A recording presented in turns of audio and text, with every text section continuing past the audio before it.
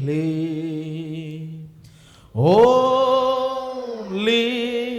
believe that all things are possible. Only believe. Amen. My Lord, I believe.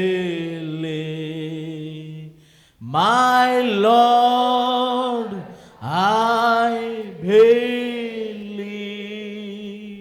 that all things are possible.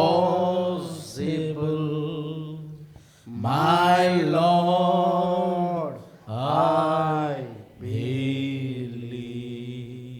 My Jesus is here. My Jesus is here. Amen. And all things are possible. My Jesus is here. My Jesus is here. My Jesus is here. And all things are possible. My Jesus is here. Amen. Let us turn to the Bible. పరిశుద్ధ గ్రంథం వైపు తిప్పుదాం. మొదటిగా ఆదికాండం చదువుదాం. ఆదికాండం 2వ అధ్యాయము. ఇవాళ ఉదయం నేను జీవవృక్షం మీద మంచి చెడుల తెనునిచ్చు మిశ్రమమైన వృక్షం మీద నేను నర్సంపేట సంఘంలో బోధించాను. మీలో ప్రతి ఒక్కరు దాన్ని వినాలని నేను కోరుతున్నాను. ఇంటికి వెళ్ళిన తర్వాత మీరు దాన్ని ఫాలో కండి. ఎందుకంటే దాని సిరీసే ఇప్పుడు 2వ భాగంగా నేను ఇక్కడ తీసుకుంటున్నాను. అందుకే మీరు అది వినాలి. అది వింటే మీకు ఇది బాగా అర్థమవుతుంది. So God bless you. దేవుడు మిమ్మల్ని దీవించును గాక. Let the Holy Ghost give the revolution to us. పరిశుద్ధ ఆత్మనే మనకు ప్రత్యక్షతను ఇచ్చును గాక. మరి ఆదికాండంలో మనం చూస్తున్నాము జీవవృక్షము మరియు మంచి చెడులు తెనునిచ్చే వృక్షం. కానీ ప్రకటన గ్రంథంలో జీవవృక్షం మాత్రమే ఉన్నది. మంచి చెడులు తెనునిచ్చే వృక్షం అక్కడ లేదు. ఇక్కడ ఎందుకు ఉంది, అక్కడ ఎందుకు లేదు అనేది కూడా నేను చెప్పాను. పొద్దున నేను చెప్పాను. ఇక్కడ ఎందుకు ఉంది, ఆదికాండంలో మొట్టమొదటి ఏదోనులో ఎందుకు జీవవృక్షంతో పాటు ఆయన మంచి చెడులు తెనునిచ్చే వృక్షం పెట్టాడంటే పరీక్షించబడడానికి. దేవుడు ఎవరినైనా అధికారపూర్వకంగా తన కుమారుడిగా కుమార్తెగా స్వీకరించాలంటే ముందు వాళ్ళకు విశ్వాస పరీక్ష జరగాల. విశ్వాస పరీక్ష అర్థమైందా నేను చెప్పింది? అక్కడ విశ్వాస పరీక్ష జరిగి ఎవరైతే ఆ విశ్వాస పరీక్షలో జయిస్తున్నారో వారే వారే వారే అదిగో ఆ జీవవృక్ష ఫలములు తినుటకు అర్హులవుతా ఉన్నారు. అంతేకాదు ఆ విశ్వాస పరీక్ష కోసమే దేవుడు అక్కడ మంచి చెడులు తెనునిచ్చే వృక్షము మిశ్రమమైన వృక్షాన్ని అక్కడ పెట్టాడు ఆయన. కానీ అదే మనము ప్రకటన గ్రంథం, బైబిల్లోని చివరి పుస్తకం ప్రకటన గ్రంథం, బైబిల్లోని మొదటి పుస్తకం ఆదికాండం ప్రారంభంలో జీవవృక్షం ఉన్నది. అలానే ప్రకటన గ్రంథంలో కూడా జీవవృక్షం ఉన్నది చివరిలో, ప్రకటన గ్రంథం చివరిలో. అవునా కాదా? కానీ దేవుడు ఎందుకు జీవవృక్షాన్ని ఆదికాండంలో ఉంచాడు, ప్రకటన గ్రంథంలో ఉంచాడు? కానీ అదే మంచి చెడులు తెనునిచ్చే వృక్షం మాత్రం ఓన్లీ ఆదికాండంలోనే ఉండి ఎందుకు అది ప్రకటన గ్రంథంలో లేదంటే ఇక్కడ జయించిన వాళ్ళందరూ అక్కడికి వెళ్తూ ఉన్నారు. ఇది ఇక్కడ వాళ్ళకు విశ్వాస పరీక్ష. ఎక్కడ? ఆదికాండంలోని ఏదోనులో. ప్రకటనలోని ఏదోనులో నీకు అందుకే జీవవృక్షం మాత్రమే కనబడుతుంది తప్ప మంచి చెడులు తెనునిచ్చే వృక్షం కనబడదు అక్కడ. అర్థమైన వాళ్ళందరూ ఆమె చెప్పండి. కానీ అక్కడ ఆదామవలు జీవవృక్షమునకు బదులుగా వాళ్ళు మంచి చెడులు తెనునిచ్చే వృక్ష ఫలమును తిన్నారు. వాళ్ళు మొదటిగా అవ్వ మోసపరచబడి అపరాధంలో పడింది. ఆ తర్వాత అవ్వను బట్టి ఆదాము కూడా అపరాధంలో పడ్డాడు. మోసపరచబడలేదు, అపరాధంలో పడ్డాడు. ఎందుకు అంటే ఆదాము తెలుసు తను చేస్తున్నది తప్పని, తను చేస్తున్నది పాపమని. కానీ అవ్వకు తెలియదు తను చేస్తున్నది పాపమని. ఆమె మోసపరచబడి అపరాధంలో పడ్డది ఆమె. ఆదాము మోసపరచబడలేదు, కానీ తను అవ్వ కోసం అపరాధంలో పడ్డాడు. అది క్రీస్తుకు సాదృశ్యమై ఉన్నది. యేసుక్రీస్తు కూడా మరణాకారం కలిగిన ఈ శరీరంలోనికి కన్యక మరియ గర్భంలో ఎందుకు వచ్చాడు ఆయన? మన కోసం, వధువు కోసం, ఈ అవ్వ కోసం వచ్చాడు ఆయన. కడబడి ఆదాం ఈ అవ్వ కోసం వచ్చి ఈ అవ్వను విమోచించాడు ఆయన. ఆమెనంటారా లేదా? That's right. అందుకే ప్రాఫిట్ అంటాడు ఆదాము క్రీస్తుకు సాదృశ్యంగా ఉన్నాడు. అక్కడ ఆదాముకు తెలుసు తను చేస్తున్నది పాపమని, కానీ అదే అవ్వకు తెలియదు తను చేస్తున్నది పాపమని. ఎందుకంటే ఆమె మోసపరచబడింది. ఆమె మోసపుచ్చబడి అపరాధంలో పడిపోయింది ఆమె. కానీ ఈయన మోసపుచ్చబడకుండానే అపరాధంలో పడ్డాడు. ఎందుకు కావాలని అపరాధంలో పడ్డాడు? అవ్వ కోసం. క్రీస్తు కూడా మన కోసం అదే పని చేశాడు. ఆయన ఈ మరణాకారపు శరీరములో, ఈ మానవ శరీరంలోకి వస్తే మరణం తప్పదని ఆయన తెలియదా? తెలుసు. కానీ మన కోసం మరణంలోకి వచ్చాడు. మన మరణమంతా తన పైన వేసుకున్నాడు. మన పాపం అంతా తన పైన వేసుకున్నాడు. పాపం వలన వచ్చిన జీతం మరణమును తన పైన వేసుకున్నాడు. మన కోసం మరణించాడు ఆయన అక్కడ. అర్థమైంది అందరికీ? ఇంకా చాలా విషయాలు నేను మాట్లాడాను. మీరు దేవుని చిత్తమైతే ఆ మెసేజ్ మిస్ కావద్దని నేను మిమ్మల్ని కోరుతున్నాను. తప్పకుండా మీరు నర్సంపేటలో నేను ఏదైతే చెప్పానో ప్రసంగము, అది తప్పకుండా మీరు వినాలని కోరుతున్నాను ఇంటికి వెళ్ళిన తర్వాత. ఎందుకంటే దీన్ని నేను ఒక సీరియస్గా చెప్తున్నాను. నేను ఒక సీరియస్గా దీన్ని నేను బోధిస్తున్నాను. పరిశుద్ధాత్మ మీకు తప్పకుండా దీన్ని అర్థమవునట్లుగా చేస్తాడని నమ్ముతున్నాను. ఇప్పుడు నేను జీవవృక్షం మీదనే మాట్లాడబోతున్నాను. ఉదయం నేను మంచి చెట్లు ఎదురొచ్చే వృక్షం కూడా మాట్లాడాను. అది న్యాచురల్ ట్రీ కాదు. అది ఆ రెండు చెట్లు ప్రకృతి సంబంధమైన చెట్లు కావు. ఎందుకంటే ప్రకృతిపరమైన చెట్లు ఆదికాండం 1వ అధ్యాయం 11, 12 వచనాలలో పలకబడిన మాట ద్వారా భూమిలో నుండి అవి మొలిపించబడ్డాయి. భూమిలో నుండి అవి సృజించబడ్డాయి పలకబడిన మాట ద్వారా. గడ్డి విత్తనములిచ్చు చెట్లు, విత్తనములు కలిగిన ఫలములు కలిగిన చెట్లు మొలిపించును గాక అన్నాడు. అవి మొలిపించింది. అందులో ఈ 2 చెట్లు లేవు. 2వ అధ్యాయంలో ఈ 2 చెట్లను దేవుడు మళ్ళీ తీసుకొచ్చాడు. ఎందుకంటే ఇవి న్యాచురల్ ట్రీ కాదు. ఇవి ప్రకృతిపరమైన చెట్లు కావు. ఇవి ఏంటిది అంటే ఇవి అలంకారప్రాయముగా రాయబడ్డాయి. సింబలిక్ ఫామ్, అలంకారప్రాయము లేదా గుర్తుల రూపంలో రాయబడ్డాయి. ఇవి సూపర్ న్యాచురల్. అందుకే ప్రవక్త అంటాడు జీవవృక్షం ఎవరో కాదు, ప్రభువైన యేసుక్రీస్తే. మనందరూ తెలుసు జీవవృక్షం ఎవరు. ఏదైనా చెట్లు ఉన్నాయా? జీవవృక్షం చెట్లు న్యాచురల్గా ప్రకృతిపరంగా ఏమైనా జీవవృక్ష చెట్లు ఉంటాయా? లేవు. మరి ఇక్కడ జీవవృక్షం ఉన్నది అంటే అర్థం ఏంటిది? అటు దేవుని ఏదోనులో, ఆదికాండంలోని దేవుని ఏదోనులో, ఇటు ప్రకటనలోని 21, 22 అధ్యాయంలోని మరలా పునరుద్ధరించబడిన దేవుని ఏదోల్లో, మరలా విమోచించబడిన దేవుని ఏదోల్లో 2 చోట్ల ఈ యొక్క జీవవృక్షం కనబడతా ఉన్నది. యేసుక్రీస్తు ఏమన్నాడు? నేనే పరలోకమును దిగొచ్చిన జీవాహారాన్ని. అంటే ఆయనే ఆ జీవవృక్షం అన్నమాట. Tree of life. Jesus is the tree of life. ఒకవేళ యేసు ఆ జీవవృక్షం అయితే మన పక్కన ఉన్న మిశ్రమం చెట్టు ఎవరు? మరి ఇప్పుడు ఆ మంచి చెట్టుల మిశ్రమం చెట్టు, తెలివినిచ్చి చెట్టు, ఖచ్చితంగా అది అపవాదై ఉన్నాడు. అర్థమైందా అందరికీ? ఓకే, ఇప్పుడు నేను దాని మీదనే కొంచెం మాట్లాడాలనుకుంటున్నాను. Let's turn. ఆదికాండము 2వ అధ్యాయము, ఆదికాండము 2వ అధ్యాయము 16వ వచనం చూడండి. మరి దేవుడైన యెహోవా, ఈ తోటలో ఉన్న ప్రతి వృక్ష ఫలములను నీవు నిరభ్యంతరముగా తినవచ్చును. ఎందుకు?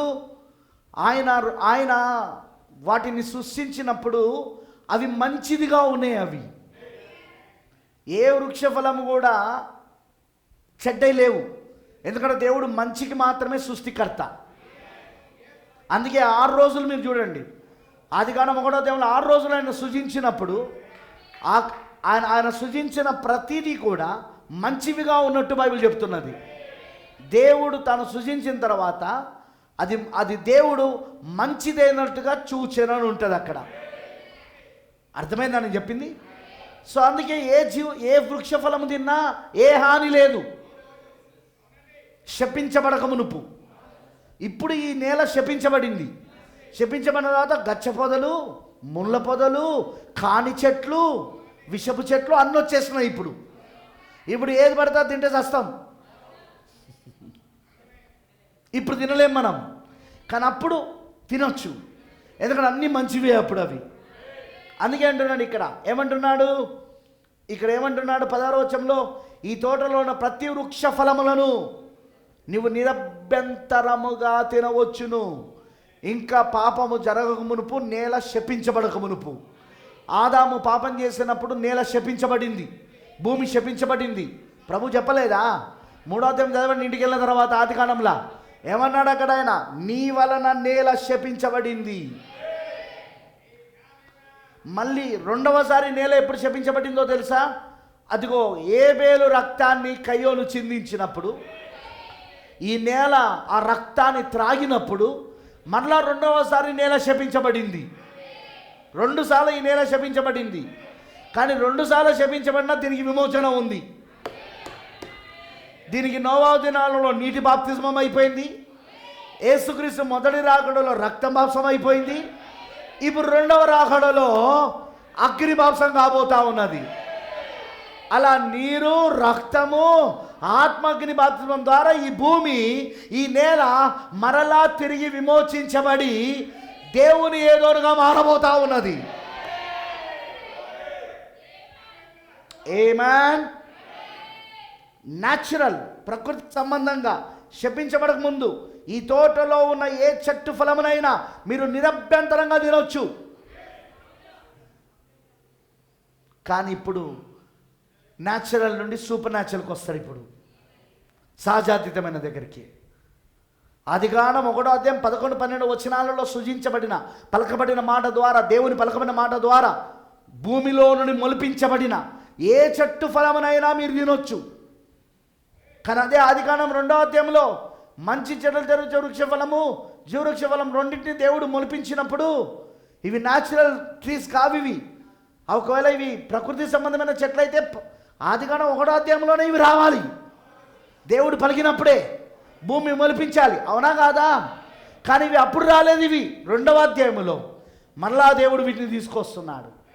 అలంకారప్రాయముగా రాయబడ్డాయి అక్కడ. ఓకేనా? చూద్దాం. అలంకారప్రాయంగా రాయబడ్డాయి అక్కడ.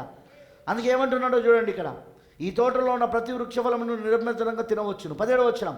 అయితే మంచి చెడుల తెలివినిచ్చు వృక్ష ఫలములను తినకూడదు, నువ్వు వాటిని తినమున నిశ్చయముగా చచ్చెదవని నరునికి ఆజ్ఞాపించెను.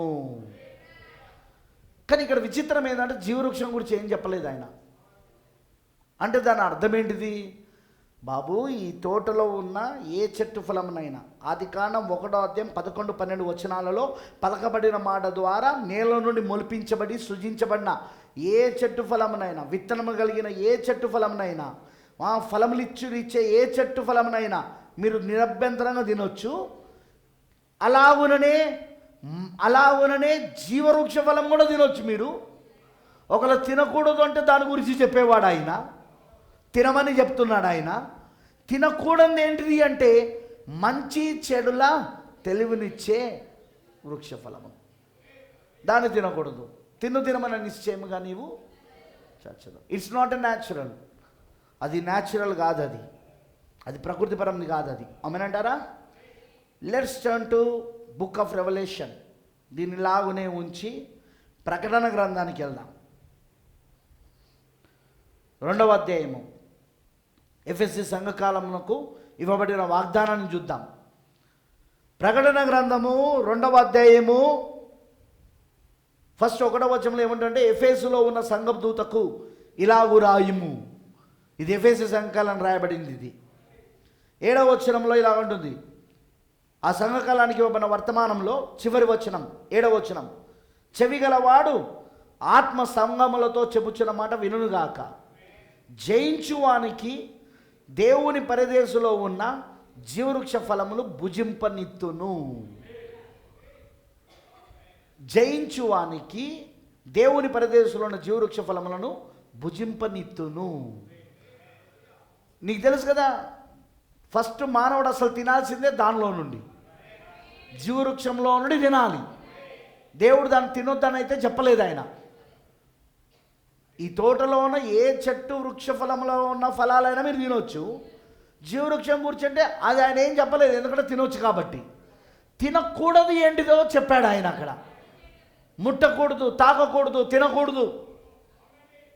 అదేంటిది అంటే మంచి చెడుల తెలివినిచ్చు వృక్షం, మిశ్రమమైన వృక్షం, మిక్స్డ్ ట్రీ. మంచి చెడుల యొక్క మిశ్రమం అన్నమాట. అది పూర్తిగా మంచిది కాదు, పూర్తిగా అదే తలనొప్పి. ఇప్పుడు పూర్తిగా మంచివాడినైనా మనం నమ్మొచ్చు, పూర్తిగా చెడ్డవాడినైనా మనం నమ్మొచ్చు. కానీ మంచి చెడులు రెండు ఉంటాయి చూడు, అది మనం నమ్మలేము. అది అపవాది ఎప్పుడు మంచి చెడుల యొక్క కలయిక, మంచి చెడుల యొక్క మిశ్రమం వాడు. అందుకే ప్రాఫిట్ అంటే డినామినేషన్లో 99.9% సత్యం ఉంటుంది, కానీ 0.01% అబద్ధం ఉంటుంది.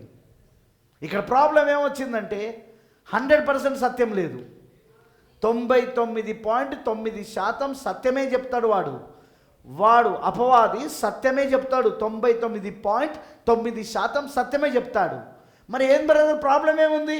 అదిగో ఆ 0.01 ఉన్న చూడు, అది అబద్ధం. అది అబద్ధం. ఇంత పెద్ద గిన్నెల పాల్లో ఒక చిన్న పెరుగు చుక్క వేస్తే ఎలాగైతే పాలంతా పెరుగుగా మారుతుందో ఇది కూడా అంతే.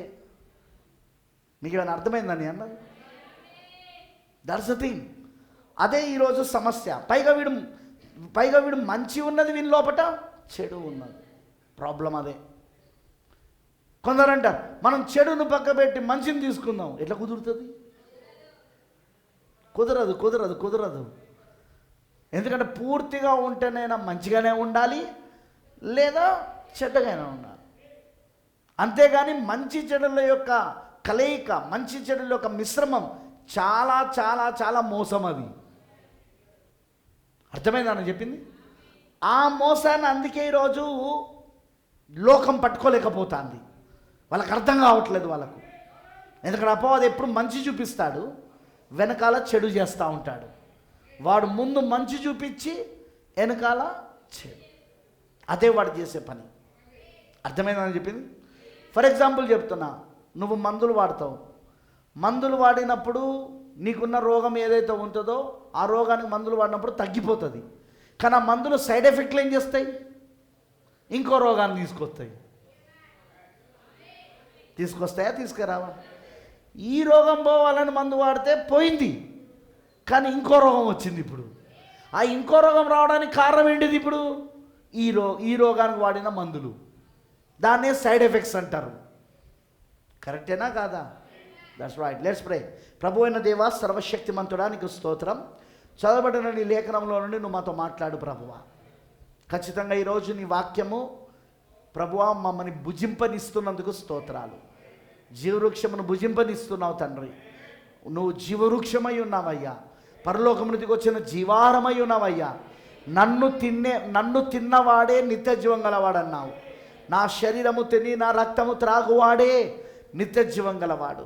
నన్ను తినేవాడే నిత్య జీవం గలవాడు. అవును, ఈ రోజున మేము ఆ ఏకైక మనిషి కుమారుని శరీరాన్ని తింటున్నాము, రక్తాన్ని త్రాగుతున్నాము. పక్షిరాజు పిల్లలుగా ఇప్పుడు మేము ఆ బల యొద్ద కూడుకొని ఉన్నాం. మేము ఇప్పుడు ఆ జీవవృక్ష ఫలములు తింటున్నాం. మేము ఇప్పుడు కృప చూపించు దేవా. ఇంకా మాకు అర్థమవునట్లుగా మాతో మాట్లాడమని యేసుక్రీస్తు నామములో ప్రార్థిస్తున్నాం. ఆమేన్. దయచేసి కూర్చోనండి.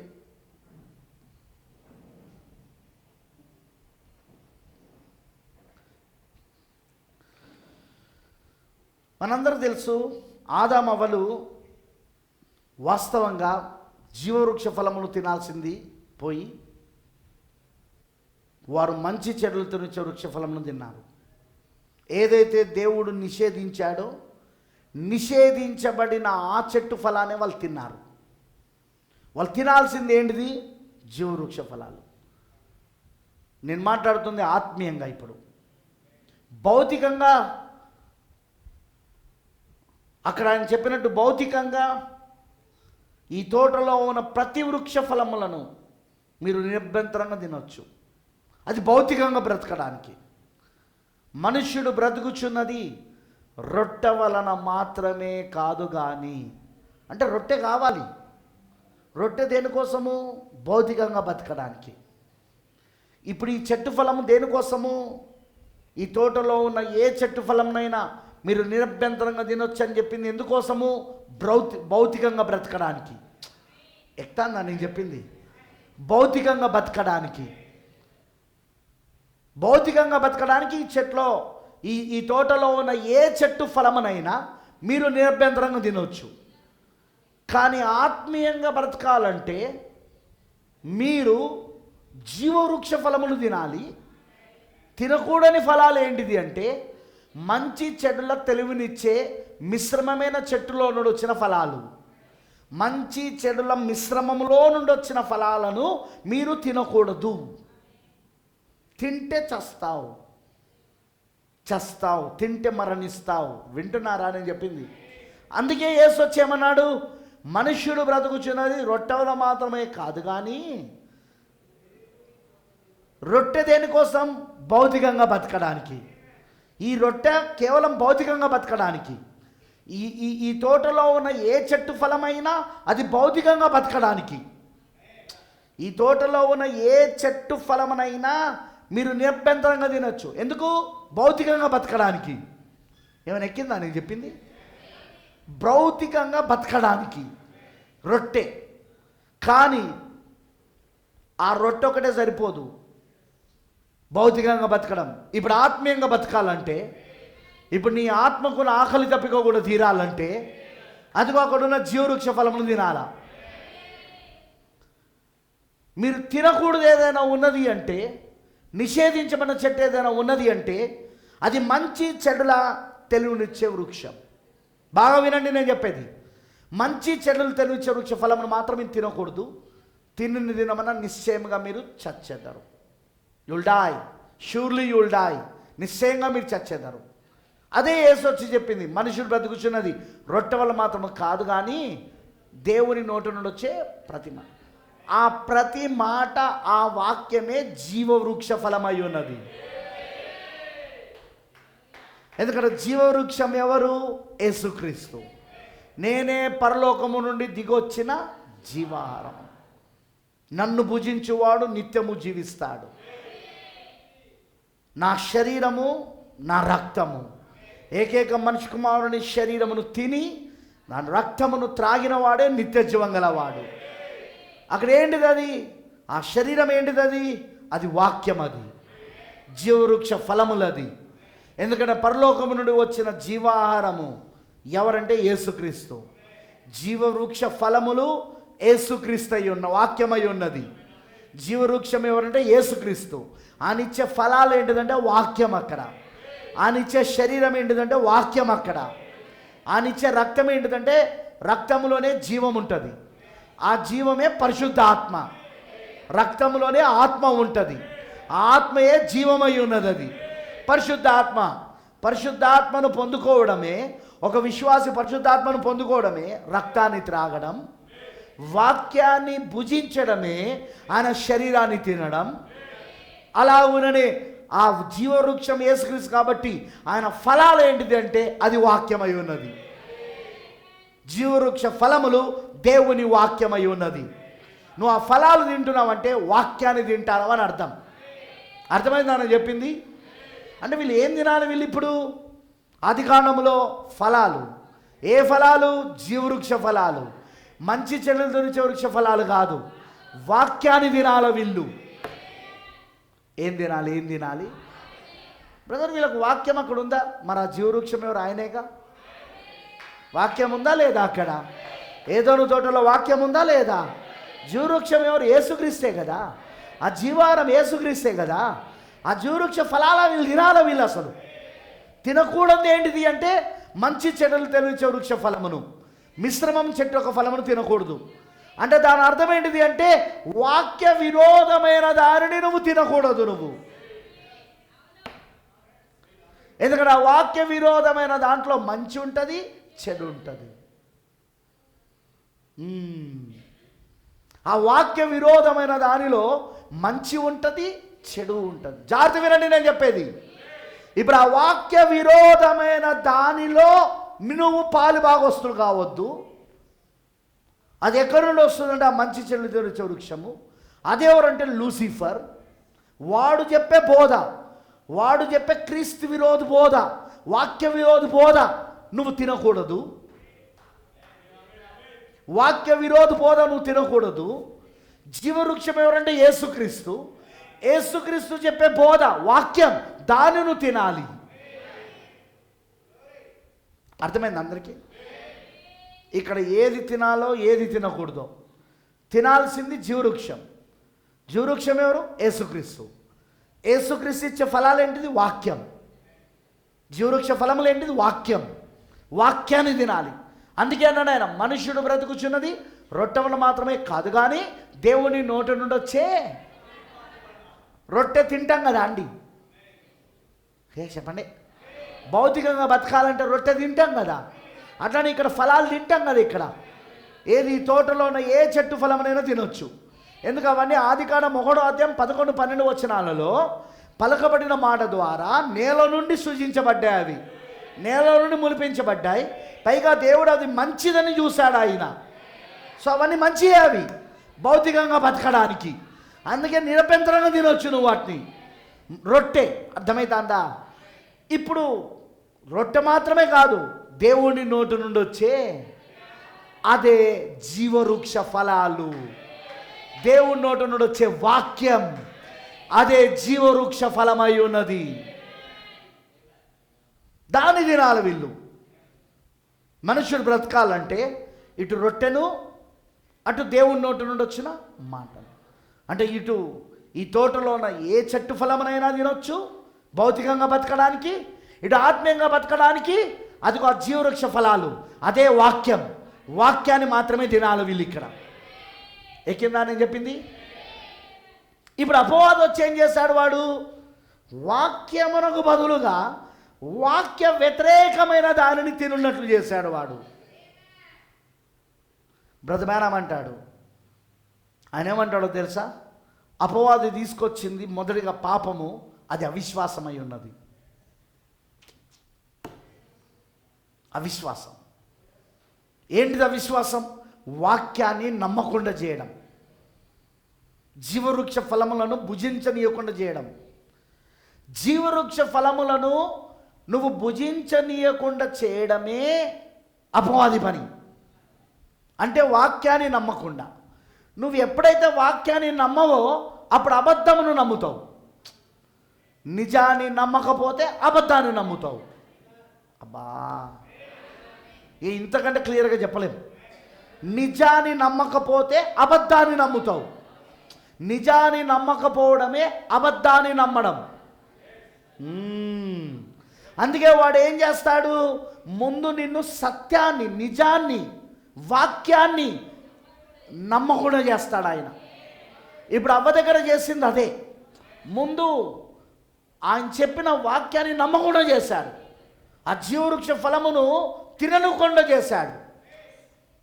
ఆ జీవవృక్ష ఫలమును తిననివ్వకుండా చేశాడు. అంటే అర్థం ఏంటిది? తిననివ్వకుండా చేశాడంటే వాక్యాన్ని నమ్మకుండా చేయడం. ఆ జీవవృక్ష ఫలమును తినకుండా చేయడం అంటే అర్థం ఏంటిది? వాక్యాన్ని నమ్మకుండా చేయడం. వాక్యం ఏమంటుంది? నువ్వు తినమని నిశ్చయముగా. వాడొచ్చి ఏం చెప్పాడు? నువ్వు చావని. చూసినావా? చచ్చేదవనే మాటను వాడు నమ్మనివ్వలేదు. చస్తవన్న మాటను వాడు నమ్మనివ్వలేదు. వాడు ముందు అవిశ్వాసాన్ని తీసుకొచ్చాడు. ముందు వాడు అపనమ్మకాన్ని తీసుకొచ్చాడు. ముందు వాడు సందేహాన్ని తీసుకొచ్చాడు. దేనిపైన? దేవుడు వాక్యం పైన. దేవుడి వాక్యం పైన వాడు ఎప్పుడైతే అవిశ్వాసాన్ని, సందేహాన్ని, అపనమ్మకాన్ని తీసుకొచ్చాడో అప్పుడు అబద్ధాన్ని ఆమె నమ్మడం మొదలుపెట్టింది. సత్యాన్ని నమ్మకపోవడమే అబద్ధాన్ని నమ్మడం. అంతే కదా అండి? నువ్వు చస్తావు, అది సత్యం. నువ్వు చావవు, అది అబద్ధం. ఇప్పుడు నువ్వు చస్తావనే మాటను ఆమె నమ్మనివ్వలే. అంటే ఇప్పుడు ఆమె చస్తావనే మాటను నమ్మనివ్వకుండా చేసినప్పుడు, ఆమెను విశ్వసించకుండా చేసినప్పుడు, ఆమెకు చస్తావనే మాట నమ్మకుండా చేసినప్పుడు, చావనే మాటను నమ్మేటట్లు చేశాడు వాడు. చస్తావనే మాటను నమ్మకుండా చేయడమే చావనే మాట నమ్మడం అన్నమాట. ప్రాఫిట్ అదే అంటాడు, ఈ గడియ వాక్యమును త్రోసివేయడమే 666 ముద్ర, మృగము యొక్క ముద్ర. ఈ గడియ వర్తమానం ఏంటిది? దేవుని ముద్ర.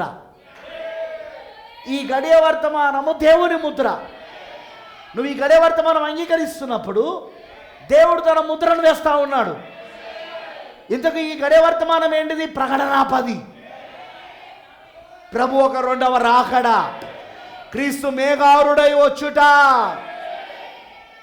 తెరవబడిన పుస్తకముతో క్రీస్తు మేఘారుడై వచ్చుట. మేఘమును వస్త్రములే ధరించుకొని వచ్చాడు ఆయన. రెండవ రాకడ. ఆ సింహ గర్జనలో 7 ఉరుములు వరవడి శబ్దములు వెలిగినాయి. ఏంటిది అది? 7 ఉరుముల వర్తమానము. అదే 7వ ముద్ర అయి ఉన్నది. 7వ ముద్ర, 7 ఉరుముల వర్తమానం, క్రీస్తు రెండవ రాకడ. అదే దేవుని ముద్ర అయి ఉన్నది. ఈ దేవుని ముద్రను నమ్మకుండా చేయడమే మృగం యొక్క ముద్రను పొందుకోవడం. ఈ గడియ వర్తమానాన్ని నమ్మకుండా చేయడం. మీకు అర్థమవుతుందా?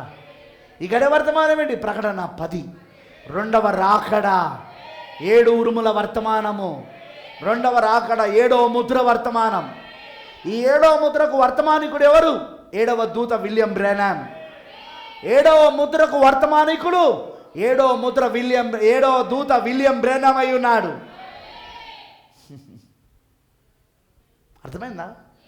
అర్థమైందా నేను చెప్పింది? ఇప్పుడు జాగ్రత్త వినండి. జీవవృక్ష ఫలములు ఎందుకు తినలేదు అంటే దానిపైన విశ్వాసం తీసుకొచ్చాడు. అవిశ్వాసం. తినమన్నా నిశ్చయంగా చచ్చెదవు, అది జీవవృక్ష ఫలం. చావనే చావవు, అది వాడు చెప్పింది, అబద్ధం. సత్యము, చస్తావు. జీవవృక్ష ఫలము, చస్తావు. ఒకవేళ గనక నువ్వు దీన్ని తినకపోతే చస్తావు. జీవవృక్ష ఫలమును తినకపోతే, వాక్యాన్ని తినకపోతే చస్తావు. ఇప్పుడు వాక్యాన్ని తినాలి. ఏంటిది వాక్యం తినడం అంటే? అంటే ఆ మంచి చెడులు తెలిసే వృక్ష ఫలమును తినకూడదు. ఆ మంచి చెడులు తెలిసే వృక్ష ఫలమును తినకూడదు. తినకూడదనేదే జీవవృక్ష ఫలం. ఇక్కడ తింటే చేస్తావు. ఇప్పుడు వీళ్ళు బ్రతకాల్సింది దేనిపైన? అదిగో ఆ జీవవృక్ష ఫలం పైన. ఏంటి ఆ జీవవృక్ష ఫలం? ఇప్పుడు అది వాక్యం. ఏంటిది వాక్యం? అక్కడ వాక్యం ఏంటిది? అక్కడ మీరు ఆ మంచి చెడులు తెలిసే వృక్ష ఫలమును తినకూడదు. తినమన నిశ్చయముగా మీరు చచ్చెదరు. దానిపైన వీళ్ళు బతకాలి. తినకూడదు, తింటే చస్తారు అనే దానిపైన బతకాల. మీకు అర్థమైంది చెప్తా. వ్యభిచరించవద్దు. వ్యభిచరిస్తే ఏమవుతుంది? చస్తావు. మీకు అర్థమవుతుందా? దొంగలివ్వవద్దు. చూసావా? వాక్యం అర్థమవుతుందా నేను చెప్పింది? అబద్ధ సాక్ష్యం పలకవద్దు. మీకు అర్థమవుతుందా? అదే కదా వాక్యం, అదేగా జీవాహారం, అదేగా జీవఫలాలు. ఇప్పుడు వాక్యం ఏంటిది? ఏదోను తోటలో జీవవృక్ష ఫలమును తినడం. జీవవృక్ష ఫలం ఏంటిది? వాక్యం. ఏంటిది వాక్యం? ఏంటిది ఇప్పుడు అది? అదిగో ఆ మంచి చెడులు తెలిసే వృక్ష ఫలమును తినకూడదు. తినమని నిశ్చయంగా చచ్చడం. వాడు ఏం చేశాడు? వాడు తినకూడదు అనే మాటను వాడు తినవచ్చు అనే దానికి మార్చాడు. తినకూడదు అనే మాటకు వాడు తినవచ్చు, తిన్నా మీరు చావరు, మీరు తిన్నా చావరు అనే ఒక అవిశ్వాసాన్ని, తింటే చస్తారనే దానిపైన అవిశ్వాసాన్ని తీసుకొచ్చారు. సో వీళ్ళు తిననంతసేపు చావలేదు, ఎందుకంటే వీళ్ళు ఆ జీవవృక్ష ఫలం తింటున్నారు. వీళ్ళు ఎక్కిందా మీకేమైనా?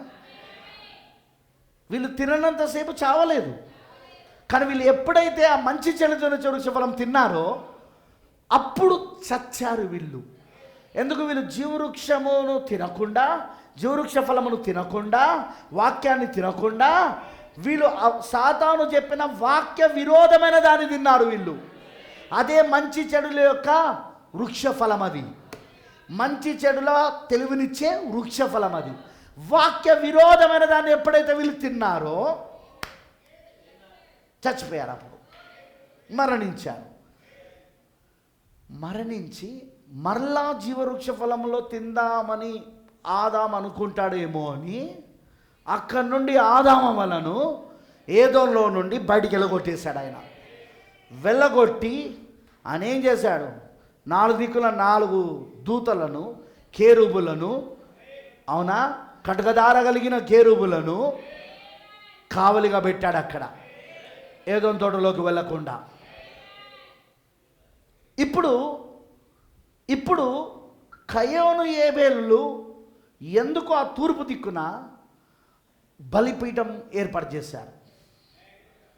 తూర్పు దిక్కు నుండే ఆ మార్గం ఉంది జీవవృక్షానికి. జీవవృక్షంకి వెళ్ళాలంటే తూర్పు దిక్కు నుండే, ఎందుకంటే ఏదోను తోట ఎక్కడే పడింది? తూర్పు దిక్కున.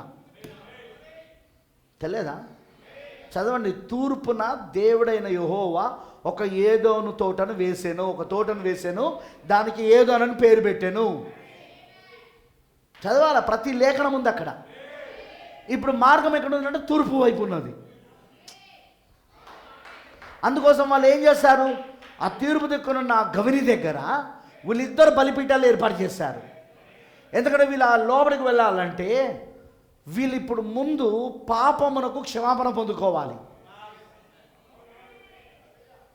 దేవునికి ఇప్పుడు బలులు అర్పించాలి. వీళ్ళు పాప క్షమాపణ పొందుకోకుండా వీళ్ళు ఆ తూర్పు దిక్కున ఉన్న ఏదోనులోనికి వీళ్ళు వెళ్ళలేరు. వీళ్ళు ఆ జీవవృక్ష దగ్గరికి వెళ్ళి ఆ జీవవృక్ష ఫలమును వీళ్ళు మళ్ళీ తినలేరు. వీళ్ళు తింటే నిత్యము జీవిస్తారు, తినలేరు.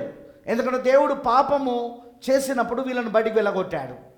ఆదాము వాళ్ళిద్దరిని కూడా ఏదోను తోటలో నుండి బయటికి వెళ్ళగొట్టాడు. పాయింట్ అర్థమైందని అన్నది. వాళ్ళిద్దరు ఇప్పుడు బయటికి వెళ్ళగొట్టబడ్డారు. మళ్ళీ లోపలికి వెళ్ళకుండా తూర్పు దిక్కున దేవుడు కటకదారాలు కలిగిన ఆ యొక్క కేరుబులను ఆయన అడ్డుగా పెట్టాడు అక్కడ. చదవండి మీరు బైబిల్లా. ఇప్పుడు వీళ్ళు లోపలికి వెళ్ళడానికి లేదు. లోపలికి వెళ్ళాలంటే ఏ పాపం వలన బయటికి వెళ్ళగొట్టబడ్డారో ఇప్పుడు ఆ పాపమును క్షమించబడి లోపలికి వెళ్ళాలి వీళ్ళు. అందుకోసమే ఇద్దరు బలిపీఠాలు కట్టారు. ఏబేలు కట్టాడు, కయ్యోను కట్టాడు. ఇక్కడే ఉన్నారా? ఇద్దరు బలిపీఠాలు కట్టారు తూర్పు దిక్కున. కరెక్ట్గా వెళ్ళే మార్గం యొక్క ఆ లోపలికి ఏదోను లోపలికి వెళ్ళే మార్గం దగ్గర దూసుకొని వెలుచున్న కటకదార కలిగిన ఆ కేరుబులు అటు ఇటు సంచరిస్తున్న ఆ గవిని దగ్గరనే వీళ్ళిద్దరు ఏం చేశారంటే బలిపీఠాలు కట్టారు దేవునికి బలర్పించడానికి. కయ్యోను తను సంపాదించిన సమస్తమైన వాటిలో నుండి ప్రథమ ఫలముగా తీసుకొచ్చి దేవునికి అర్పణించాడు. అదేమిటంటే అదే మనం చూస్తున్న ఆ యొక్క ఫలాలు, చెట్ల ఫలాలు. కరెక్టేనా? కానీ అదే ఏబేలు మాత్రము తాను గొర్రెల కాపరి కాబట్టి తొలుచూలుగా పుట్టిన ఒక గొర్రెను తీసుకొని దానిని బలిగా అర్పించాడు అక్కడ ఆయన. దేవుడు కయ్యోని యొక్క ప్రత్యక్షత తప్పని, ఏబేలు ప్రత్యక్షత, ఏబేలు వర్తమానం కరెక్ట్ అని, ఏబేలు బయలుపాటు కరెక్ట్ అని దేవుడు దాన్ని రుజువు చేశాడు. ఎలా అంటే ఏబేలు యొక్క అర్పణను దేవుడు అంగీకరించాడు. ఏబేలును అతని అర్పణతో పాటు ఏబేలును కూడా అంగీకరించాడు. ఏ వ్యక్తి అయినా తన అర్పణతో గుర్తించబడతాడు. అందుకే ప్రవక్త అంటాడు, నువ్వెప్పుడు గొర్రెపిల్లనే నీ అర్పణగా పెట్టుకో. యేసు క్రీస్తు గొర్రెపిల్లనే నా అర్పణ. దేవుడు నిన్ను చూసినప్పుడు నీ అర్పణను చూస్తాడు. ముందు నీ అర్పణలోనే నిన్ను చూస్తాడు. నీ అర్పణలోనే. నీ అర్పణ గొర్రెపిల్ల అయితే ఆ గొర్రె పిల్లలోనే నిన్ను చూస్తాడు. ఆ గొర్రె పిల్లలో నిన్ను చూసినప్పుడు నువ్వు నీతిమంతుడిగా కనబడతావు. నువ్వు పాపిగా కనబడవు, నువ్వు అక్కడ నీతిమంతుడిగా కనబడతావు నువ్వు. ఎందుకంటే ఆ అర్పణలో నువ్వు ఇప్పుడు గుర్తించబడ్డావు కాబట్టి. సంఘములో కాదు నిన్ను నువ్వు చూపించుకోవడం. Not in the church. సంఘంలో కాదు, సంఘముతో నువ్వు గుర్తించబడుట కాదు, పాస్టర్తో నువ్వు గుర్తించబడుట కాదు, సంఘ పెద్దలతో నువ్వు గుర్తించబడుట కాదు, క్రీస్తుతో గుర్తించబడుట. మెసేజ్ పేరు ఏం పేరు? క్రీస్తుతో గుర్తించబడుట. ఏబేలు క్రీస్తుతో గుర్తించబడ్డాడు. ఎందుకంటే అక్కడ అర్పించబడిన అర్పణ, ఆ బలి అర్పణ ఎవరంటే అది క్రీస్తు అయి ఉన్నాడు. సాదృశ్య రూపంలో ఉన్న క్రీస్తు, ఛాయ రూపంలో ఉన్న క్రీస్తు. ఆ గొర్రెపిల్ల ఛాయగా, నీడగా, సాదృశ్యంగా ఆ గొర్రెపిల్ల ఉన్నది ఇప్పుడు అక్కడ. క్రీస్తుకు ఛాయగా, ముంగుర్తుగా. కరెక్టేనా? అందుకే ఏబేలు అర్పణ దేవుడు ఎప్పుడైతే అంగీకరించాడో ఏబేలు కూడా అంగీకరించాడు. ఇప్పుడు ఏబేలు అర్పణ ద్వారా ఏబేలు నీతిమంతుడయ్యాడు. ఏబేలు అర్పణ ద్వారా ఏబేలు నీతిమంతుడయ్యాడు. కానీ కయ్యోను కాలేదు. అర్థమవుతుందా? ఇప్పుడు ఏబేలు కర్రతో ఉన్నది. ఏదోను తోటలోనికి వెళ్ళి ఆ జీవవృక్ష ఫలాలు తినడానికి. ఎందుకంటే ఇప్పుడు ఏబేలు తన అర్పణ ద్వారా తను నీతిమంతుడయ్యాడు. ఇప్పుడు అతను నీతిమంతుడైన అతను ఇప్పుడు మళ్ళా తిరిగి వెళ్ళొచ్చు అక్కడికి, జీవవృక్ష ఫలములను తినొచ్చు. ఇప్పుడు అతను దేవుడు కూడా భుజింపనిస్తాడు. జీవవృక్ష ఫలములు తినడానికి దేవుడు కూడా భుజింపనిస్తాడు. దేవుడు ఆదాము వలన ఎందుకు భుజింపనివ్వలేదు? ఎందుకంటే వాళ్ళు జీవవృక్ష ఫలమును కాకుండా వాడు మంచి చెడుల యొక్క వృక్ష ఫలములను, మంచి చెడుల యొక్క తెలివినిచ్చే వృక్ష ఫలము తిన్నందుకు దేవుడు దానిలో పాలు భాగస్తులు కానివ్వలేదు ఆయన. కానీ ఇప్పుడు అదే ఏబేలు కాగలడు. ఎందుకు? గొర్రెపిల్లతో గుర్తించబడ్డాడు. ఆ రక్తము ద్వారా నీతిమంతుడయ్యాడు. గొర్రెపిల్ల చిందించిన రక్తము ద్వారా ఇప్పుడు అతను నీతిమంతుడయ్యాడు. ఇతను I you catching what I'm saying? ఇది కయ్యోనికి నచ్చలే. కయ్యోను చంపేశాడు. ఏబేల్ని కయ్యోను చంపేశాడు. కరెక్టేనా? తన తమ్ముడు ఏబేలు ఏదోను తోటలోకి తిరిగి వెళ్ళడం తనకు నచ్చలే. జీవవృక్ష ఫలములు తను తినడం తనకు నచ్చలే. తను ఇప్పుడు జీవవృక్ష ఫలం తినే అధికారం వచ్చింది ఇప్పుడు అతనికి. దేవుడే జీవవృక్ష ఫలమును భుజింపనిస్తాడు. ఎందుకు? గొర్రెపిల్లలో అతను గుర్తించబడ్డాడు కాబట్టి. I you catching? మీకు అర్థమవుతుందని చెప్పింది. ఏమాన్ అని ఏమాన్. ఈ విషయాలను జాగ్రత్తగా మీరు గమనించాలా. అయితే ఇప్పుడు మీరు చూడాల్సిన విషయం ఒకటి ఉంది ఇక్కడ. జీవవృక్ష ఫలమును తినాలంటే ఖచ్చితంగా నువ్వు గొర్రెపిల్లతో గుర్తించబడాలి. జీవవృక్ష ఫలము పైన హక్కు నువ్వు ఎప్పుడు కోల్పోయినావు అంటే ఆది పాపం వలన కోల్పోయినావు. బ్రదర్, నేను ఆది పాపం చేయలేదు. నువ్వు పుట్టిందే ఆది పాపం ద్వారా. నువ్వు పుట్టిందే సెక్స్ ద్వారా. నువ్వు పుట్టిందే లైంగిక చర్య ద్వారా. నువ్వు పుట్టిందే మనుష్యేచ్ఛ ద్వారా. శరీర ఇచ్ఛ, మనిషేచ్ఛ. కరెక్టేనా? మనం శరీర ఇచ్ఛ, మనిషేచ్ఛ ద్వారా పుట్టిన వాళ్ళం మనం. తల్లిదండ్రుల యొక్క ఇచ్ఛల ద్వారా పుట్టిన వాళ్ళం మనం. ఆది పాపం ద్వారా పుట్టిన వాళ్ళం మనం. కాబట్టి జీవవృక్ష ఫలము తినే అధికారం మనకు లేదు. తినాలి అంటే నువ్వు గొర్రెపిల్లతో గుర్తించబడాలా.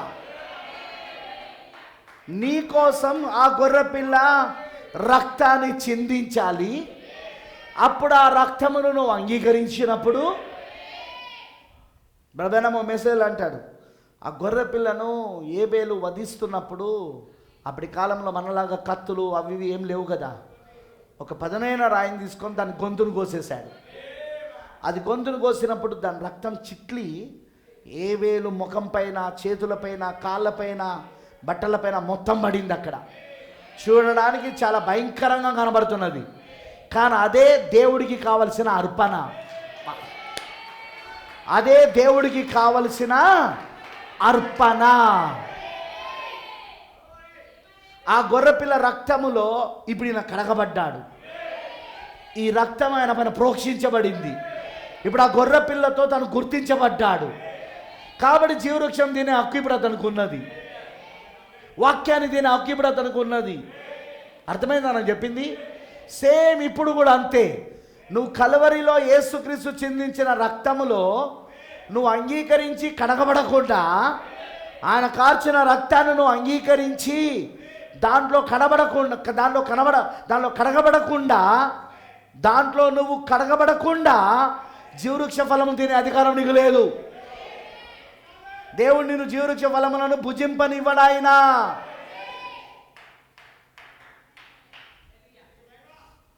మళ్ళా చెప్తున్నాను, జీవవృక్ష ఫలం ఏంటిది? దేవుడు వాక్యం. ఎందుకంటే జీవవృక్షం ఎవరో కాదు, యేసుక్రీస్తే. ఇప్పుడు నేను జాగ్రత్తగా కొన్ని విషయాలు ప్రవక్త చెప్పింది చదువుతాను, వింటారా? యాక్చువల్గా టైం అయిపోయింది. ఒక్క కొటేషన్ చదివి మనం సాయంత్రం దీన్ని కంటిన్యూ చేద్దాం. మెసేజ్ పేరు ఎఫెసీ సంఘకాలము.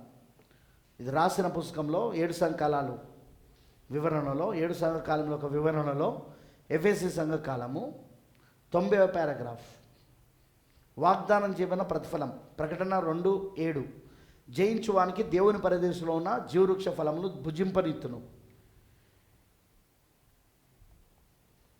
ఇది అన్ని యుగములలోనూ జయించిన వారికి ఇవ్వబడు భవిష్యత్తు బహుమానముగా ఉన్నది.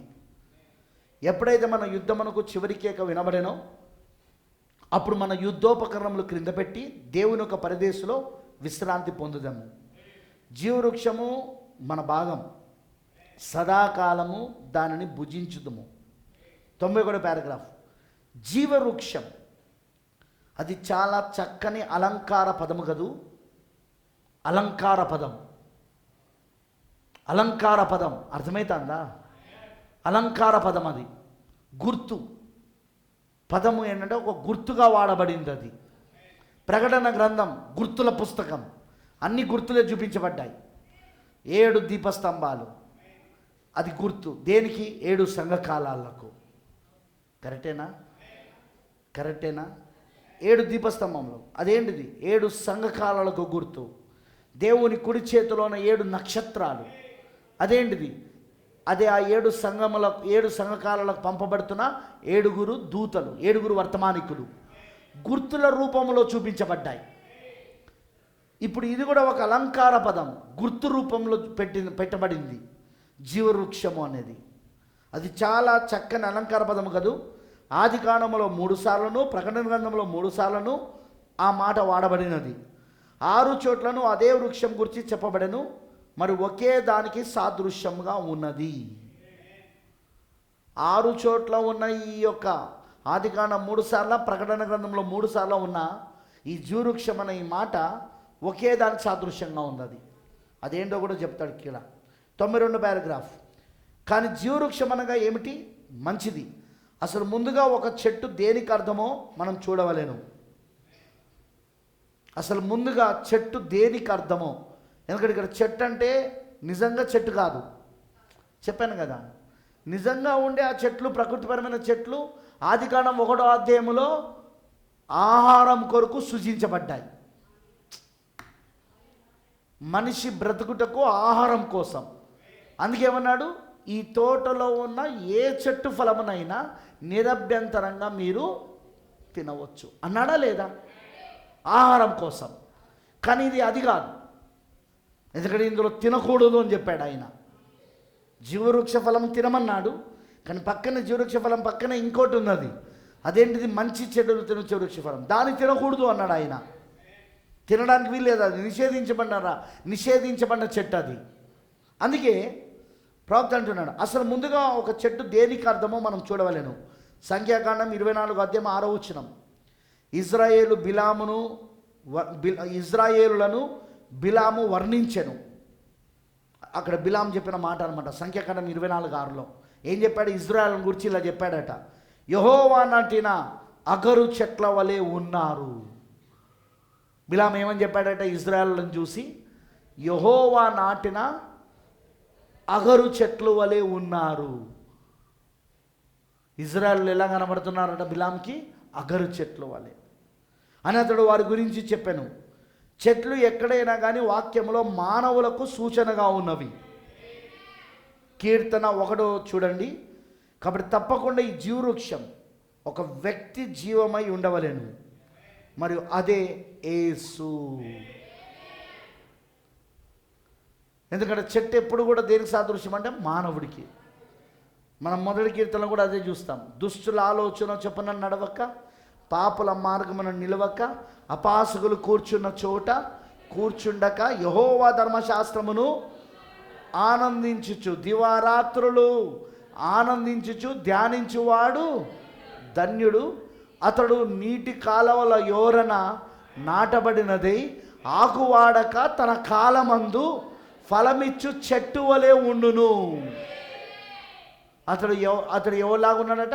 చెట్టు వలె. సో ఇక్కడ జీవవృక్షం అంటే కూడా ఒక వ్యక్తే. ప్రవక్త అంటున్నాడు, చెట్లు ఎక్కడైనా కానీ వాక్యములో మానవులకు సూచనగా ఉన్నది. కీర్తన 1 చూడండి. కాబట్టి తప్పకుండా ఈ జీవవృక్షం ఒక వ్యక్తి జీవమై ఉండవలెను. ఈ జీవవృక్షము ఒక వ్యక్తి జీవమై ఉండవలెను, మరియు అదే యేసు. ఇప్పుడు ఏదోను తోట మధ్యలో 2 వృక్షములు ఉన్నవి. ఒకటి జీవవృక్షము, మరొకటి మంచి చెడులు తిననిచ్చే వృక్షము. జీవవృక్షం వలన మానవుడు జీవించవలెను. చెప్పానుగా, వాక్యం ద్వారా. తినకూడదు అనేదే జీవవృక్షం. తినకూడదు, తినమున చచ్చెదవు అనేదే జీవవృక్షం. దానిపైన బతకాలి. అర్థమైందా? జీవవృక్షం వలన మానవుడు జీవించను, కానీ ఇతర వృక్షములు అతను తాకరాదు. తాకిన ఎడల అతను చనిపోవును. కానీ మానవుడు ఆ ఇతర వృక్షముతో పాలు పొందెను. అందువలన మరణము పాపము ప్రవేశించెను. మరి దేవుని యొద్ద నుండి అతనికి ఎడబాటు కలిగెను. ఎందుకంటే మరణం అంటే అర్థం ఎడబాటు, వేరవుట. మరణం అంటే అర్థం వేరవుట.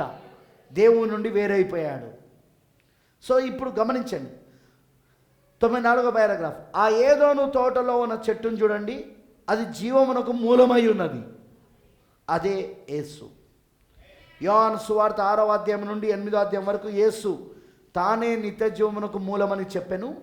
పరలోకమును దిగొచ్చిన జీవాహారము నేనే అని చెప్పెను. ఆయన తన్ను అర్పించుకొనుటను గూర్చి చెప్పెను. తనను తినినవాడు ఎన్నడూను మరణించడని ఆయన చెప్పెను. అదేగా జీవవృక్ష ఫలం తింటే నువ్వెన్నడూ మరణించవు. ఆ జీవవృక్షం ఎవరంటే యేసుక్రీస్తు. ఆయన ఇచ్చు ఫలం ఏంటంటే వాక్యం. నువ్వు వాక్యాన్ని తిన్నావనుకో నువ్వెన్నడూ మరణించవిగా. ఆమేన్. తనను తిన్నవాడు ఎన్నడూను మరణించడని ఆయన చెప్పాను. అబ్రహాము తనకు తెలునని ఆయన చెప్పాను. అబ్రహాము కంటే ముందే తానుంటినని చెప్పాను. ఆ జీవజలం త్రాగిన వాడు ఎన్నడూను దప్పికొనడని, అయితే నిత్యము జీవించునని చెప్పాను. తానే ఆ గొప్ప ఉన్నవాడను అని ఆయన చెప్పాను. ఆయనే జీవారము, జీవపు ఊట, నిత్యుడు, జీవవృక్షం. ఆయన ఏదోను తోట మధ్యలో అప్పుడు ఉండెను. దేవుని ఒక పరదేశు మధ్యలో కూడా ఆయనే ఉండును. ఆ ఏదోను తోటలోని 2 వృక్షములు ఆ మిగిలిన చెట్ల వలె మరో 2 చెట్లని చాలామంది అనుకొంచుందురు. ఆ ఏదోను తోటలో ఆ 2 చెట్లట మిగిలిన చెట్లున్నాయి కదా. ఏది? ఆదికాండం 1వ అధ్యాయంలో పలకబడిన మాట ద్వారా సృజించబడిన ప్రకృతి సంబంధమైన చెట్లు, గడ్డి, విత్తనములు ఇచ్చు చెట్లు, వివిధ రకాల జాతులు కలిగిన విత్తనములు కలిగిన చెట్లు, ఫలవృక్షములు కలిగిన చెట్లు ఉన్నాయి కదా. విత్తనములు, ఫలవృక్షములు, గడ్డి, ఇవన్నీతో పాటు ఈ 2 చెట్లు అనుకుంటున్నారట. కానీ ప్రవక్త అంటున్నాడు, కానీ మరో 2 చెట్లను చాలామంది అనుకుంటున్నారు. కానీ ఇది సరియైన అభిప్రాయం కాదని బాగుగా అధ్యయనం చేసిన వానికి తెలియను. అన్ని చెట్లు మొదల యొద్దను గొడ్డలి ఉంచబడినని బాప్తిస్మం ఇచ్చి యోహాను చెప్పినప్పుడు అతడు కేవలం చెట్లను దృష్టిలో ఉంచుకునేలాగా మాట్లాడలేదు.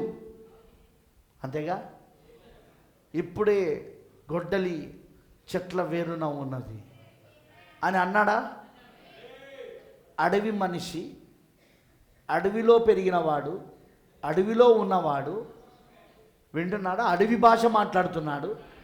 కానీ ఆయన అర్థం మాత్రం నిజంగానే గొడ్డలి ఒక చెట్టుకి వేరే దగ్గర ఉన్నదని కాదు. ఆయన అక్కడ మాట్లాడుతున్నది అక్కడున్న జనుల కోసం, అక్కడున్న వ్యక్తుల కోసం మాట్లాడుతున్నాడు.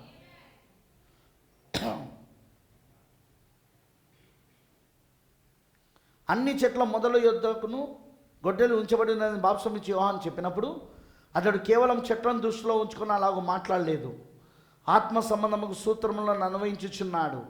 1 యోహాను 5:11 ఇట్లున్నది, ఆ సాక్ష్యం ఏమనగా దేవుడు మనకు నిత్య జీవమును దయచేసెను, ఆ జీవం ఆయన కుమారుని యందు ఉన్నది.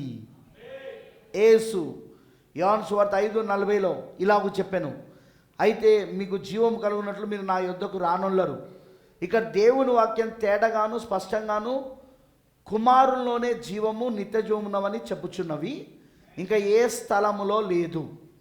1 యోహాను 5:12 దేవుని కుమారుని అంగీకరించేవాడు జీవము గలవాడు, దేవుని కుమారుని అంగీకరింపని వాడు జీవము లేనివాడు. సాక్ష్యము మారదు, దానికి ఏమీ చేర్చబడదు, దాని నుండి ఏమీ తీసివేయబడదు. కుమారుని నందు జీవము గలదు అన్నది సాక్ష్యం. కాబట్టి ఏదోను తోట యందు వృక్షం ఏసే, ఇందులో సందేహము లేదు. 96వ పారాగ్రాఫ్ చదివి ముగించుకుందాం. సరే, జీవవృక్షం ఒక వ్యక్తి అయితే, ఒక వ్యక్తి కనుక మంచి చెడుల్లో తెలివినిచ్చు వృక్షం కూడా ఒక వ్యక్తి అయి ఉండవలేను. కరెక్టేగా? ఇప్పుడు జీవవృక్షం ఒక వ్యక్తి అయితే పక్కనే ఉన్న మంచి చెడులు తెలివినిచ్చు వృక్షం కూడా ఏంటిది? ఇప్పుడు మరొకటిగా ఉండదు. ఆ విధముగా నీతిమంతుడు మరి దుష్టుడు ఆ ఏదోను తోటలో ఒకరి ప్రక్కన ఒకరు నిలబడి ఉన్నారు. హెజ్కేలు 28:13 నీవు సాతాను, ఎవరు నీవంటే సాతాను, ఏదోనులో దేవుని యొక్క ఏదోను తోటలో ఉంటివి. ఉందా లేఖనం అది? హెజ్కేలు 28:13 దేవుని ఏదోను తోటలో నువ్వు ఉంటివి అని సాతాను గురించి చెప్పబడిందా? సర్పసంతానం ఒక నిజ ప్రత్యక్షతను ఇచ్చిన మనం చూసేదము. ఏదోను తోటలో నిజంగా అదే జరిగెను. అవ్వ సర్పం వలన మోసపుచ్చబడినని వాక్యం చెప్పుచున్నది. ఆమె వాస్తవంగా సర్పము చేత చెరచబడినది. మోసపరచబడిందంటే అర్థము చెరచబడినది. చెరచబడిందంటే రేప్ చేయబడడం. కరెక్ట్. ఆదికాండం 3:1 ఇట్లున్నది, ప్రభువగు యెహోవా సృజించిన భూజంతులన్నిటిలో సర్పము బహు యుక్తి గలదై ఉండెను. ఇక ప్రవక్త దాని మీద మాట్లాడుకుంటూ వస్తున్నాడు. ఇప్పుడు ఏదోను తోటలో ఉన్న ఆ యొక్క సర్పమును గురించి మాట్లాడుతూ ఆయన ఆది పాపము గురించి వివరిస్తున్నాడు. ఆయన అమనంటారా? దేవుడికి మహిమ కలుగును గాక. ఇప్పుడు నేను జాగ్రత్తగా మీరు వినాలని నేను కోరుతున్నాను. జీవవృక్ష ఫలమును తినాలి అంటే ఇప్పుడు మానవుడు ముందు గొర్రెపిల్లలో గుర్తించబడాలి, ముందు గొర్రెపిల్ల రక్తంలో కడగబడాలి, ఆ తర్వాత గొర్రెపిల్లలో గుర్తించబడాలి. క్రీస్తుతో నువ్వు ఎలా గుర్తించబడగలవు? ఆయన ఆత్మతో నింపబడినప్పుడు. అదేనా ప్రవక్త చెప్పింది? ఆయన ఆత్మ లేనివాడు ఆయన వాడు కాదు, క్రీస్తు ఆత్మ లేనివాడు క్రీస్తువాడు కాదు.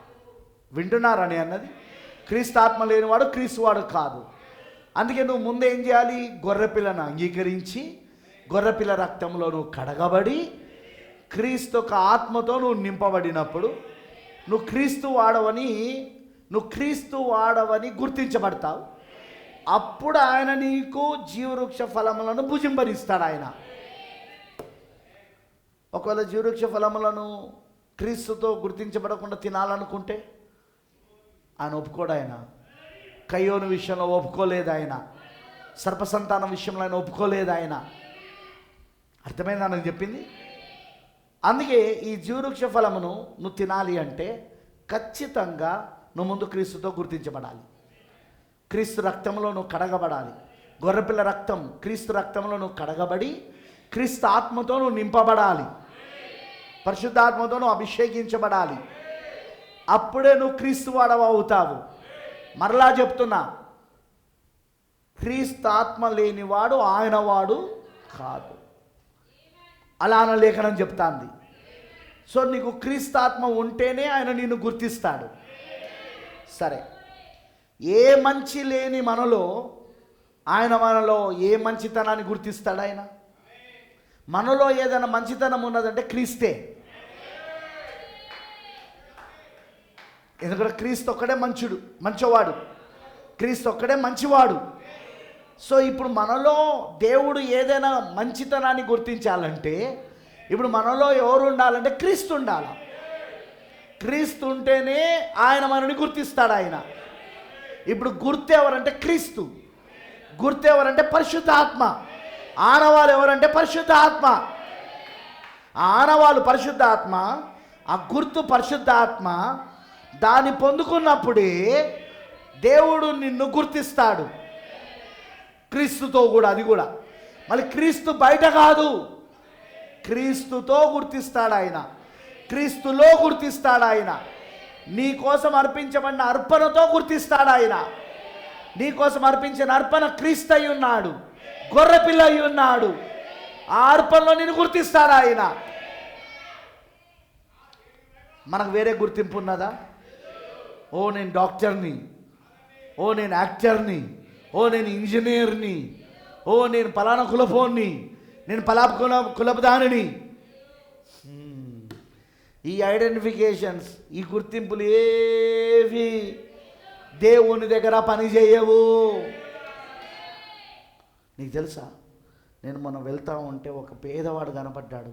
పాపం చాలా ఆకలితో ఉన్నాడు. నేను 100 రూపాయలు ఇచ్చిన. నేను 100 రూపాయలు ఇచ్చిన తెలుసా నీకు? ఏమీ ఆశించకుండా 100 రూపాయలు ఇచ్చిన. నాలో మంచితనం లేదంటావా? నరుని మంచి క్రియలు, మంచితనము దేవుని దృష్టిలో మురికి గుడ్డలు. అవి లేఖనం అంటుంది ఆ మాట. నరుని మంచితనము దేవుని దృష్టిలో మురికి గుడ్డ వంటిది. మురికి గుడ్డను పట్టుకొని, దేవా నన్ను గుర్తించవా? అదిగో నేను 100 రూపాయలు దానం వేసిన ప్రభువా, అదిగో ఆ సోదరుడు నేను 1000 రూపాయలు ఇచ్చిన ప్రభువా, అదిగో నేను ఈమెకి ఇది ఇచ్చిన ప్రభువా. అవన్నీ ఆయన దృష్టిలో మురికి గుడ్డ వంటివి. ఎస్, నిజమది. మరి నీలో మంచితనం ఉండాలంటే ఏ విధంగా ఉండాలి? ఒకటే ఒక మార్గం ఉన్నదండి, అదే క్రీస్తు ద్వారా. క్రీస్తు ద్వారా మాత్రమే నీలో మంచితనాన్ని దేవుడు గుర్తిస్తాడు. నీ బలి అర్పణ, నీ కొరకు అర్పించబడిన బలి అర్పణ, ఆయనే గొర్రెపిల్ల యేసుక్రీస్తు. ఆయన నీలో ఉంటే, నువ్వు ఆయనలో ఉంటే, ఆయన నీలో ఉంటే అది దేవుడు గుర్తిస్తాడు. అందుకే ఏమన్నాడు, నేను నా తండ్రి యందును తండ్రి నా యందును ఉన్నామని, మీరు నా యందును నేను మీ యందును ఉన్నామని ఆ దినమన మీరు తెలుసుకుంటారు. ఆ దినమే ఈ దినమై ఉన్నది. That day is this day. ఇప్పుడు మనం గుర్తించబడతానం. మనం గుర్తు ఇప్పుడు ఆనవాళ్ళు ఇప్పుడు మనలో ఉన్నది. అదే క్రీస్తు ఒక ఆత్మ, అదే గొర్రెపిల్ల ఆత్మ. అందుకే మీలో ఇంకా ఎవరైతే క్రీస్తు ఆత్మను పొందుకోలేదో దయచేసి తొందరగా పొందుకోండి. క్రీస్తు రక్తంలో ఇంకెవరైతే కడగబడలేదో దయచేసి తొందరగా కడగబడండి. తొందరగా క్రీస్తు రక్తంలో కడగబడని వాళ్ళందరూ తొందరగా కడగబడండి. ఇంకా ఒప్పుకోవాల్సిన పాపాలు ఏమున్నాయో తొందరగా ఒప్పుకోండి. ఒప్పుకోవాల్సిన బలహీనతలు ఏమున్నాయో త్వరగా ఒప్పుకోనండి. రేపు చూద్దాంలే, ఎల్లుండి చూద్దాంలే, వచ్చే వారం చూద్దాంలే. ఇప్పుడే తొందరపడి మనం ఎందుకు ఒప్పుకోవాలి? ఇప్పుడే మనం తొందరపడి ఎందుకు మనము పశ్చాత్తాపపడాలి? ఇంకా నేను చేయాల్సినవి చాలా ఉన్నాయి. ఎన్నడూ ఆ తప్పు చేయకు సోదరుడా, సోదరి, నువ్వెన్నడూ ఆ తప్పు చేయకు. అర్జెంటుగా నువ్వు వెంటనే బలిపీఠం దగ్గరికి రా, ఇత్తడి బలిపీఠం దగ్గరికి రా. ఆ ఇత్తడి బలిపీఠం పైన నీ కొరకు ఒక గొర్రెపిల్ల వధించబడ్డాడు. ఆ వధించబడిన గొర్రెపిల్ల రక్తములో నీ పాపములని ఒప్పుకొని కడగబడు. నీ పాపాలను ఒప్పుకొని విడిచిపెట్టి కనికరం పొందుకో ఆయన దగ్గర నుండి. ఆయన రక్తంలో కడగబడి ఈ రోజున, ఆయన ఆత్మతో నింపబడి ఈ రోజున, అప్పుడే నువ్వు జీవవృక్ష ఫలము తినే అధికారం నీకు ఉంటుంది. అప్పుడే ఆయన నీకు జీవవృక్ష ఫలములను భుజింపనిస్తాడు ఆయన. అప్పటి వరకు నీకు ఏదోను తోటలోనికి ఎంట్రన్స్ లేదు, ఏదోను తోటలోనికి వెళ్ళే అధికారము నీకు లేదు. ఆ గవిని దగ్గరనే నువ్వు ఉండాలా తప్ప లోపలికి వెళ్ళడానికి వీలు లేదు. లోపట ఉన్నది జీవవృక్షము. కానీ ఇక్కడ నువ్వు నీ అర్పణతో గుర్తించబడాలి, క్రీస్తుతో నువ్వు గుర్తించబడాలి. వెంటనే మానే ప్రతిదీ కూడా అన్ని విడిచిపెట్టేసాయి, దేవుని వైపు తిరుగు, మోసాలు ఆపేసాయి, ఇతరులను మోసం చేయడం ఆపేసాయి, ఆర్థిక మోసాలు ఆపేసాయి, ఆర్థిక మోసాలు ఆపేసాయి. భర్త కానీ భార్యను మోసం చేసింది జాలిగా ఆపేయిగా, భార్యను మోసం చేయడం. భార్యగా నువ్వు నీ భర్తను మోసం చేసింది ఇక జాలిగా. ఇప్పటికైనా భార్యగా నువ్వు ఆ మోసాన్ని ఆపేయి. కొడుకుగా కూతురుగా నీ తల్లిదండ్రులను మోసం చేసింది జాలిగా. ఇప్పటికైనా నువ్వు ఆ మోసాన్ని ఆపేసాయి. క్రీస్తుతో గుర్తించబడు. అప్పుడే నువ్వు ఆ జీవవృక్ష ఫలములను భుజించగలవు. ఓకే, జీవవృక్ష ఫలమును భుజించకుండా నీకు పరలోకం ఉందా? జీవవృక్ష ఫలమును భుజించకుండా నీకు నిత్య జీవం ఉందా? ఎందుకంటే జీవవృక్షం ఎవరో కాదు, యేసుక్రీస్తే. జీవవృక్షమే నిత్య జీవమై ఉన్నది. జీవవృక్షమే యేసుక్రీస్తే నిత్య జీవమై ఉన్నాడు. ఇప్పుడు ఆయన తింటేనే కదా, ఆయన ఫలాన్ని తింటేనే కదా నువ్వు నిత్యము జీవించేది. అర్థమైందని అన్నది. ఈరోజు ఆ జీవవృక్ష ఫలమును తినాలంటే ముందు నువ్వు పశ్చాత్తపడు, నీ పాపాన్ని ఒప్పుకొని విడిచిపెట్టు, దేవుని తట్టు తిరుగు, మోసాలు ఆపేసాయి, అబద్ధాలు ఆపేసాయి, ఆ బిజినెస్లో మోసం చేయడం ఆపు, వ్యాపారాలలో మోసం చేయడం ఆపు, ఉద్యోగంలో మోసం చేయడం ఆపు, మనుషులను మోసపరిచే క్రియ ఆపేసాయి. పూర్తిగా దేవుడికి సమర్పించుకో. దేవునికి అవకాశం ఇస్తున్నాడు. క్రీస్తుతో గుర్తించబడు. ఆయన ఆత్మతో నింపబడినప్పుడే నువ్వు క్రీస్తుతో గుర్తించబడగలుగుతావు. ఆయన ఆత్మతో నువ్వు నింపబడాలంటే ముందు నీ పాత్ర కడగబడాలి, రక్తములో కడగబడాలి, పవిత్రపరచబడాలా, పరిశుద్ధపరచబడాలా. అప్పుడు ఆయన తన ఆత్మతో నిన్ను నింపుతాడు. అప్పుడు ఆయన ఆత్మతో నిన్ను నింపినందుకు నువ్వు ఇప్పుడు ఆయన వాడివి, నువ్వు ఆయన దానివి. అప్పుడు నువ్వు క్రీస్తుతో గుర్తించబడుతున్నావు. జీవవృక్ష ఫలము తినే అధికారం నీకున్నది. అర్థమైందా? May God bless you. దేవుడు మిమ్మల్ని దీవించును గాక. Let's pray. ప్రార్థించుకుందాం.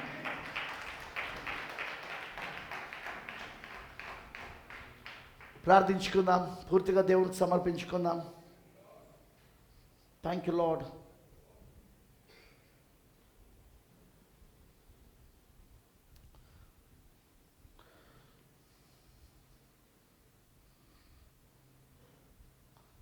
పూర్తిగా దేవునికి సమర్పించుకుందాం.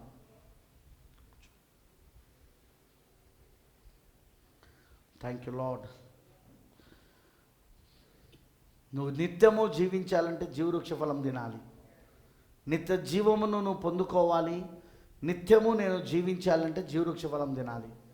కానీ జీవవృక్ష ఫలం తినాలంటే నీకు అర్హత ఉండాలి. జీవవృక్ష ఫలములు తినాలంటే నీకు అర్హత ఉండాలి. అర్హత నీకు ఎలా వస్తుంది? గొర్రెపిల్లలో గుర్తించబడినప్పుడు, యేసుక్రీస్తు నీ అర్పణతో నువ్వు గుర్తించబడినప్పుడు, యేసుక్రీస్తుతో నువ్వు గుర్తించబడినప్పుడు. నీ అర్పణ ఎవరో కాదు, యేసుక్రీస్తు. నీ కొరకు వధించబడి రక్తమును చిందించిన యేసుక్రీస్తుతో నువ్వు గుర్తించబడాలి. ఎలా బ్రదర్? ఆయన ఆత్మతో నింపబడు ద్వారా, ఆయన రక్తంలో ముందు కడగబడి, నీ పాత్ర అంతా శుభ్రము చేయబడి, ఆయన ఆత్మతో నింపబడినప్పుడు అప్పుడు ఆ గుర్తింపు, క్రీస్తుతో గుర్తింపు నువ్వు పొందుకోగలుగుతావు. అప్పుడు ఆ జీవవృక్ష ఫలమును తినే అధికారం నీకు ఉంటుంది. అప్పుడు నువ్వు నిత్యము జీవించగలుగుతావు. Let's pray. ప్రార్థించుకుందాం. పూర్తిగా దేవునికి సమర్పించుకో. ప్రభువైన దేవ, సర్వశక్తిమంతుడా, కృపామడివైన తండ్రి, కృపాసత్య సంపూర్ణుడా, నీకు వందనాలు. నిజమే దేవా, ఈ రోజున మేము నీతో గుర్తించబడడమే ముఖ్యం. నీ జీవవృక్ష ఫలమును తినకుండా నిత్యము జీవించలేం. మేము నిత్యము జీవించాలి అంటే జీవవృక్ష ఫలములు మేము తినాలి. ప్రభు, ఆ రోజు ఆదామవ్వలు అవి తినకుండా నిషేధించబడిన చెట్టు ఫలమును తిన్నారు. కానీ ఇప్పుడు మేము ఆ నిషేధించబడిన చెట్టు ఫలమును తినడం ద్వారా జన్మించబడిన వాళ్ళం. మేము ఆ జీవవృక్ష ఫలమును తినడం ద్వారా జన్మించబడిన వాళ్ళం. మేము ఆది పాపం ద్వారా జన్మించబడిన వాళ్ళం. అందుకే దేవా, ఇప్పుడు మాకు నీ రక్తము కావాలి. నువ్వు గొర్రెపిల్లగా మా కొరకు చిందించిన రక్తములోనే మాకు క్షమాపణ ఉన్నది, మాకు నీతి ఉన్నది. మమ్మల్ని నీతిమంతులుగా చేసేది ఏదైనా ఉన్నది అంటే ఆ గొర్రెపిల్ల రక్తము మాత్రమే. ఆ గొర్రెపిల్ల చిందించిన రక్తము, ఆ రక్తము కార్చుచున్న గొర్రెపిల్ల ఒక్కటే ఈరోజు మా గుర్తింపై ఉన్నది. ప్రభువా, మేము ఏ కులంలో పుట్టామా, ఏ ప్రాంతంలో పుట్టామా, ఎంత చదువులు చదివామా, ఎన్ని ఉద్యోగాలు మాకున్నాయా, ఎంత వ్యాపారం మాకున్నదా, ఎంత ఆస్తిపాస్తులు మాకున్నాయా, ఎంత వాక్చాతుర్యాలు మాకున్నాయా, ఇవేవి గుర్తింపు కిందికి రావు ప్రభువా. మాకు అవి అక్కర్లేదు కూడా తండ్రి, అవి మాకు అవసరం లేదయ్యా. క్రీస్తువైన నీతో మేము గుర్తించబడితే చాలు, గొర్రె పిల్లతో గుర్తించబడితే చాలు. అప్పుడు ఆ జీవవృక్ష ఫలములను మేము తినుటకు అర్హులమవుతున్నాము, తినగలుగుతున్నాము, నిత్యము జీవించగలుగుతున్నాము. కృప చూపించు మా పైన. వచ్చిన నీ పిల్లలందరినీ దీవించు, ప్రతి ఒక్కరిని నువ్వు ఆస్వాదించు, ప్రతి ఒక్కరిని బలపరచమని ప్రభువానికి సమర్పించుకుంటూ, లైవ్ స్ట్రీమింగ్లో ఎంతమంది అయితే విన్నారో ప్రభువా, వాళ్ళందరినీ నువ్వు దీవించి ఆస్వాదించు, వారి కుటుంబాలని ఆస్వాదించు. ఇంకెంతమంది అయితే ఈ వర్తమానమును వింటారో వారి కనులు తెరవబడును గాక, వారు క్రీస్తుతో కూడా గుర్తించబడుదురు గాక. అలాంటి కృపను తప్పకుండా మా అందరికీ దయచేయమని యేసుక్రీస్తు నామములో ప్రార్థిస్తున్నాము. ఆమేన్, ఆమేన్. God bless you all. దేవుడు మీ అందరినీ దీవించును గాక. ఒక చిన్న అనౌన్స్మెంట్.